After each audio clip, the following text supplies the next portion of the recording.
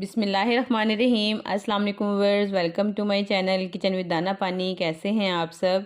Hopefully सब ठीक ठाक होंगे, खैरियत से होंगे, खुश रहें, हैप्पी रहें, हेल्दी रहें। अल्लाह पाक हमेशा आपको ऐसे ही खुशबाश रखे, आमीन।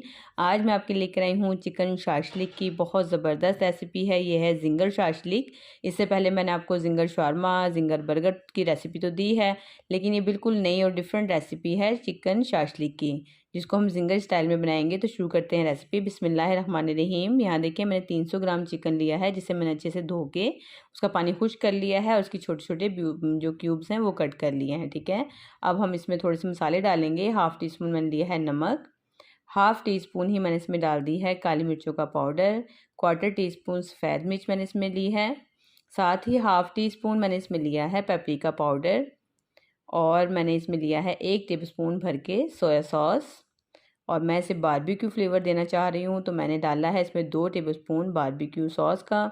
अगर आप चाहें तो डाल सकते हैं, नहीं तो इसको स्किप भी कर सकते हैं। 1 टीस्पून मैंने इसमें डाला है मस्टर्ड पेस्ट, और 1 टेबलस्पून भर के मैंने इसमें लिया है सिरका। सिरका और जो सोया सॉस है वो इसको अच्छे से गलाने में भी मदद देगा, और इसके अंदर जो फ्लेवर है बहुत अच्छा सा रच बस जाएगा सारी बोटियों में। तो ये डाल के हम 1 घंटे के लिए इसे मिक्स करके रख देंगे। लेकिन इससे पहले हम इसकी जो बाइंडिंग के लिए एक बाइंडिंग एजेंट का जो इस्तेमाल करेंगे वो है कॉर्नफ्लावर। 2 टेबलस्पून भर के आपने इसमें डालना है कॉर्नफ्लावर। जो हमने मसाले डाले हैं, कॉर्नफ्लावर इनको अच्छे से बोटियों पे कोट कर देगा। और ये सारे मसाले लगा के हमने 1 घंटे के लिए इसको फ्रिज से बाहर ही रखना है मैरिनेट करके। और इतनी देर 1 घंटे तक मैं क्या करती हूँ, अपनी जो सब्जियां हैं इसमें हमने लगानी है शाशलिक स्टिक्स में, वो कट कर लेती हूँ। ये देखें 1 घंटा गुजर चुका है। तो यहाँ पे मैंने प्याज के क्यूब्स लिए हैं, टमाटर के क्यूब्स हैं, और शिमला की मिर्च के क्यूब्स लिए हैं। ठीक है, और आपने क्या करना है, शिमला की मिर्च और टमाटर के जो बीज होते हैं वो आपने रिमूव कर देने हैं, वो हमें नहीं चाहिए, वो पानी छोड़ देते हैं। अब क्या करना है, एक एक बोटी लेनी है। और ये जो मैदा है ये मेरे पास पहले से तैयार है, क्योंकि रमज़ान का महीना अभी गुजर रहा है, तो बच्चे बहुत ज़्यादा फ्रेंच फ्राइज़ घर में बनाते हैं, तो उसके लिए मैंने ये मटेरियल पहले से बनाया हुआ था। तो हर घर में ये मौजूद नहीं होता। तो आपने क्या करना है, 2 कप मैदा लेना है, 1 कप लेना है कॉर्नफ्लावर, और उसमें 1 टीस्पून काली मिर्च डालनी है, 1 टीस्पून सफ़ेद मिर्च डालनी है, 1 टीस्पून ही आपने नमक डालना है, और हाफ़ टी स्पून आपने इसमें डालना है बेकिंग पाउडर। ठीक है, तो आपका भी ये जो मिक्सचर है मैदे का ये तैयार हो जाएगा। सिंपल, आपने कोई किसी बड़े बर्तन में ये मैदा डाल लें, और एक एक बोटी उठाते जाना है, और उसमें आपने डस्ट करनी है, बहुत ज़्यादा कोटिंग नहीं करनी, हल्का हल्का जो मैदा है, पहली कोटिंग जो होती है सिर्फ डस्ट करते हैं। ठीक है, आपने उसको दबाना नहीं है। ये देखें, और मैदे में इस तरह कोट करते जाना है।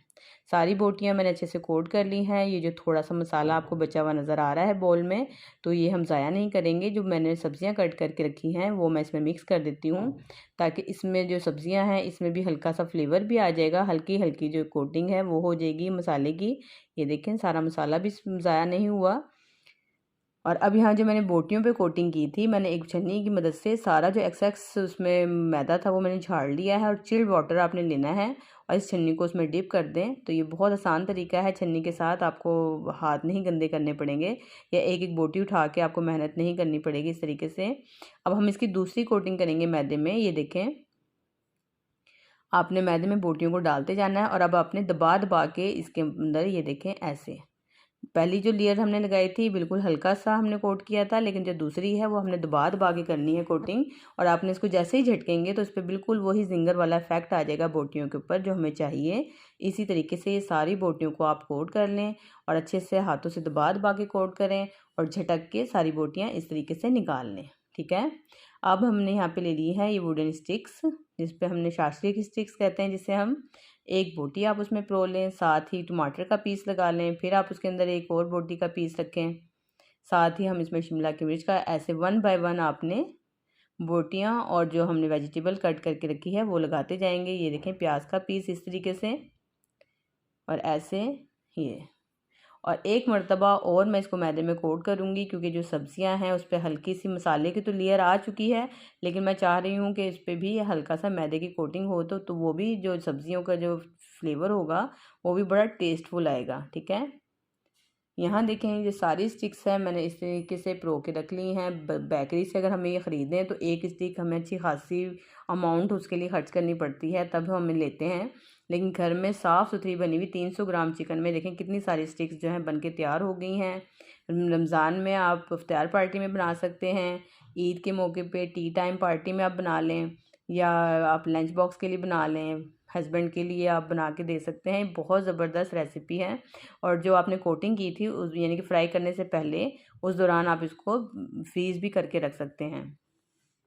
तो जब आपको ज़रूरत हो निकाल के इस तरह शैलो फ्राई कर लें, और बहुत ज़्यादा इसको ओवर कुक नहीं करना, सिर्फ 5 से 7 मिनट एक साइड से आपने इसको कुक करना है, और इतनी ही देर आपने दूसरी साइड से पलट के कुक करना है। ये फटाफट ही गल जाएगी, इसमें गलने वाली कोई चीज़ नहीं है क्योंकि इसमें सिरका लगा था। बोटियाँ फटाफट ही गल चुकी हैं।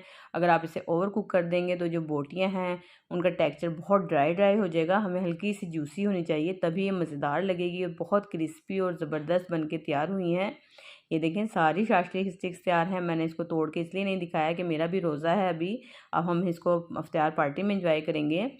तो आप भी इसको बनाइए, ईद के मौके पे बनाएं और आप भी इंजॉय करें, और मुझे अपना फ़ीडबैक ज़रूर दें कि आपको ये रेसिपी कैसी लगी है। अपने मेहमानों के सामने बना के पेश करें और दाद वसूल करें। यकीन करें आप सबको बहुत पसंद आएगी। रेसिपी पसंद आती है इसे लाइक और शेयर ज़रूर करें। मेरे चैनल पर नए हैं तो प्लीज़ मेरे चैनल को ज़रूर सब्सक्राइब कर लें, बेल आइकन को भी प्रेस करें। आज के लिए इतना ही, मिलती हूँ किसी और नई वीडियो में। जब तक के लिए अल्लाह हाफिज़।